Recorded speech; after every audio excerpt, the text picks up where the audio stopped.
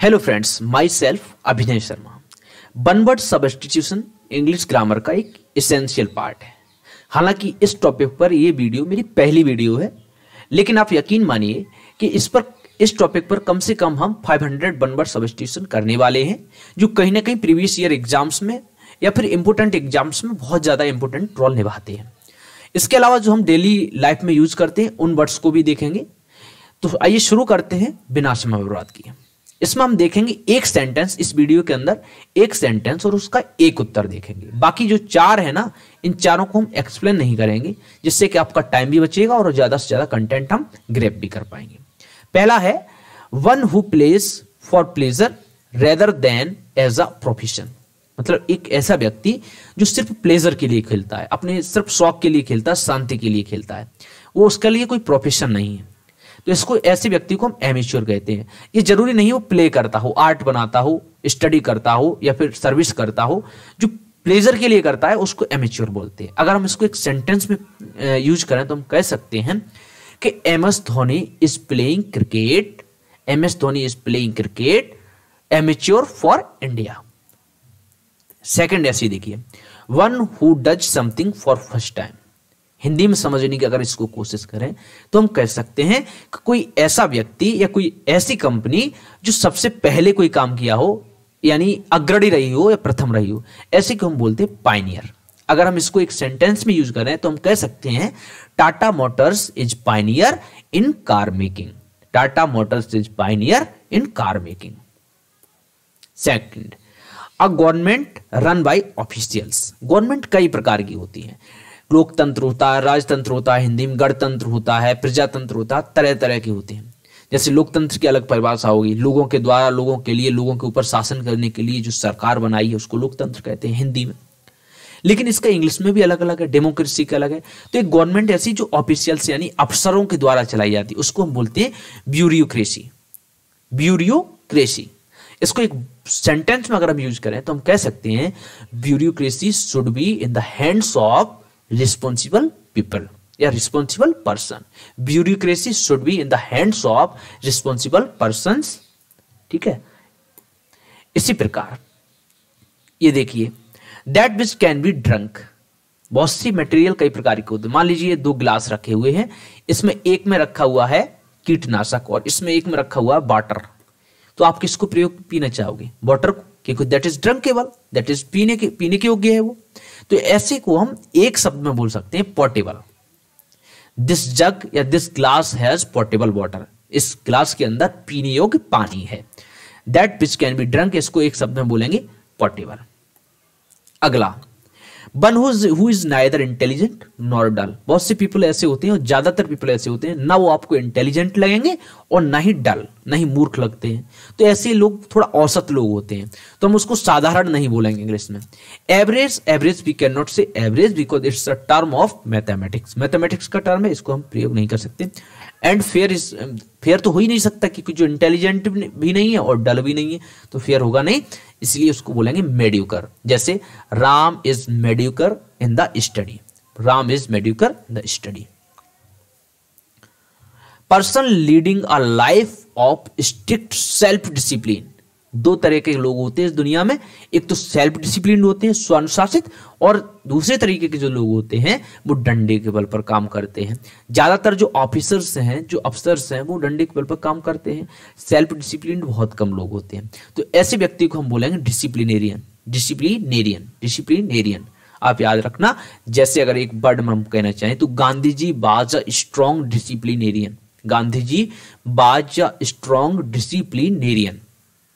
ऐसे हम इसको देखते हैं। अब एक अगला ये एन अलाउंस। सबसे पहले अलाउंस को समझ लो। अलाउंस मतलब होता है किसी को खर्चे करने के लिए जो रुपए दिए जाते हैं, गुजारा भत्ता या परिव्यय करने के लिए रुपए दिए जाते हैं, अलाउंस कहते हैं। जैसे कोई दिव्यांग व्यक्ति है, हैंडीकैप व्यक्ति, उसको सरकार कुछ रुपए देती है तो उसको अलाउंस बोला जाएगा। An allowance made to a wife by her husband when they are legally separated. एक ऐसा अलाउंस, एक ऐसा गुजारा भत्ता जब एक हस्बैंड के द्वारा अपनी वाइफ को दिया जाता है जब वो लीगली सेपरेटेड हो जाते हैं, यानी कि डिवोर्स ले लेते हैं कोर्ट के द्वारा। लीगली सेपरेटेड तब होंगे जब कोर्ट से डिवोर्स ले लेंगे। तो ऐसे व्यक्ति, ऐसे मतलब ऐसे खर्चे को बोलते हैं एलिमनी। जैसे अगर एक सेंटेंस भी यूज करें तो हम कह सकते हैं she has got a huge alimony after divorce. She has got a huge alimony after divorce. अब देखिए इनकेपेबल ऑफ एरर, एक ऐसा व्यक्ति जो कभी गलती नहीं करता है। ऐसा कौन हो सकता है? भगवान है, भगवान ही तो हो सकता है जिस पर कभी गलती नहीं हुई है।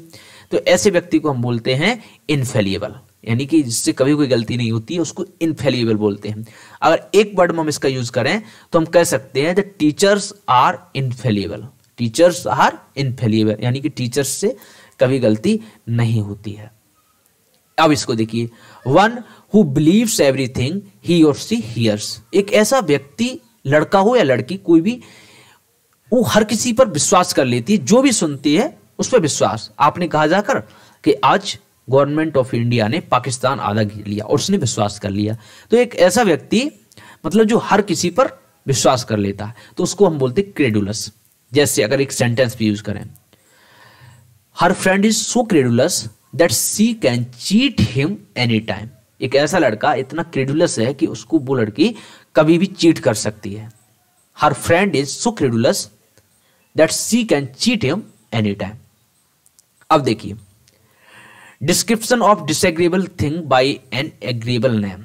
कोई भी अप्रिय घटना हो जाती है, डिसएग्रीएबल थिंग मतलब एक अप्रिय घटना जो देखने में अच्छी नहीं लगती है, उसको लोग क्या करते हैं, एग्रीएबल नेम देकर चले जाते हैं। उसको हम बोलते हैं यूफेमिज्म। यूफेमिज्म याद रखना, euphemism. He use euphemism for death. He use euphemism for death. एक सेंटेंस के लिए आप याद भी रख सकते हैं। Walk in a proud and confident way. कोई व्यक्ति एक प्राउड में, और प्राउड मतलब गर्व कह सकते हैं या घमंड, आप कुछ भी कह सकते हो, ऐसे वे में जब घूमता है, एक ऐसा हुलिया लेकर घूमता है, तो उसको क्या कहोगे आप? आपके क्लास में बहुत सारे स्टूडेंट्स हैं, ऐसे लड़के होते हैं जो एकदम इधर से हेयर कट लगवा के ऐसे और कॉलर खड़े करके घूमते हैं। उसको हम क्या बोलते हैं कि उसका स्वैग है, क्लास में स्वैग है, उसका स्वैग है, तो उसको हम बोलेंगे स्वैगर। जो बंदा ऐसे घूमता है ना स्वैग लगा के, उसको स्वैगर कहते हैं। जैसे अगर एक वर्ड के लिए यूज करें तो he swaggered into the class. He swaggered into the class, यानी कि एकदम कॉन्फिडेंट वे में घूमा क्लास में वो लड़का है। अ फियर ऑफ क्लोज्ड और डार्क प्लेस। एक मतलब जब किसी व्यक्ति को डार्क प्लेस हो या बंद कमरा हो उसमें डर लगता है, तो इस प्रॉब्लम को क्या कहोगे आप? तो इसको हम बोलते हैं claustrophobia. She has claustrophobia so she can not walk into the night.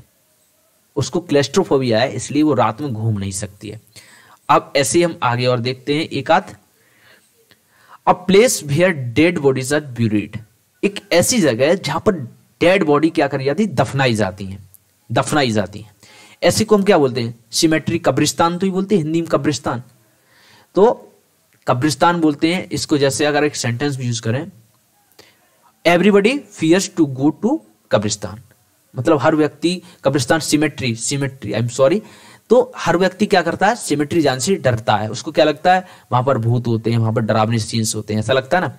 One who hates marriage, इसको हिंदी में बोलते हैं विवाह द्वेषी। विवाह द्वेषी ऐसा बंदा जो मतलब शादी से घृणा करता है, द्वेष करता है, इसको क्या बोलेंगे, इसको बोलते हैं मिसोगैमिस्ट। अगर एक सेंटेंस भी यूज करें, जैसे खान सर पढ़ाते हैं तो हमेशा क्या कहते हैं कि शादी के बाद की स्थिति खराब होगी, गड़बड़ होगी। कपिल शर्मा शो में भी आप सुनते हो कि शादी के बाद की स्थिति बहुत गंभीर होती है।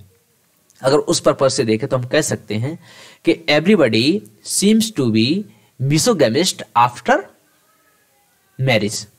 Everybody seems to be misogamist after marriage, यानी कि हर बंदा ऐसा लगता है कि शादी के बाद बिल्कुल विवाह द्वेषी हो जाता है, उसको एकदम बैराग हो जाता है विवाह के बाद। ऐसे अगला देखते हैं हम।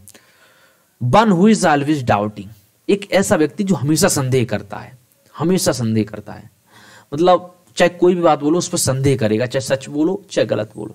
तो ऐसे व्यक्ति को बोलते हैं सेप्टिक। याद रखने के लिए आपको बताएं, सेप्टिक एक बीमारी भी होती है। तो डॉक्टर हमेशा संदेह रहता है कि इसका स्पीड कितना हो गया बॉडी के अंदर, तो वो बॉडी को काटते हैं ना, तो बिल्कुल बेहोश नहीं करते हैं, ऐसे ही काटते हैं ताकि पता लग जाए कि इसका स्पीड कहां से हो गया है, कितना हो गया। तो सेप्टिक बोलेंगे। जैसे अगर एक वर्ड में यूज करें, a septic person would no इसको हम सही से करना चाहें तो a septic person would go no longer in any relation, यानी एक ऐसा व्यक्ति जो संदेह करता है वो किसी भी रिश्ते में ज्यादा लंबा नहीं जाएगा। A septic person would go no longer in any relation.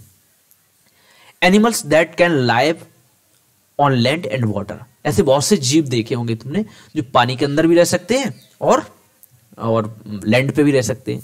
तो ऐसे जीव को क्या बोलते हैं? जैसे आपने देखा होगा क्रोकोडाइल है, क्रोकोडाइल पानी में भी रहता है, धरती पे भी रह सकता है। वो सांप भी होते हैं, और सबसे बड़ा जानवर जो आसपास हम देखते हैं वो है फ्रॉग, कछू, वो मेंढक। तो ऐसे को बोलते हैं एम्फीबियंस। जैसे अगर सेंटेंस यूज करें तो यही कह सकते frog is an amphibian, frog is an amphibian. इसको बोलते हैं हिंदी में उभयचर, यानी कि धरती पे भी रह सकता है, पानी में भी रह सकता है। अब इसको देखिए, the art of making maps and chart. तो एक आर्ट होती है, लिखने की भी बहुत अच्छी आर्ट होती है। कुछ लोग अलग अलग तरह के वर्ड्स को यूज करके अलग अलग तरह के लेटर्स बनाने के बाद अच्छी कैलीग्राफी कहते हैं, जिसको कैलीग्राफी कर लेते हैं। उसी प्रकार मैप्स और चार्ट को बनाने की एक आर्ट होती है, इसको हम बोलते हैं cartography. There are a number of opportunity, there are a lot of opportunity in the field of cartography. There are a number of opportunity in the field of cartography, एक सेंटेंस में use कर सकते हैं। A game in which no one wins, एक ऐसा खेल जिसमें कोई नहीं जीतता है, कोई भी नहीं जीतता, यानी कि हम क्रिकेट के दुनिया में देखते हैं, इसको कह देते हैं ड्रॉ हो गया गेम।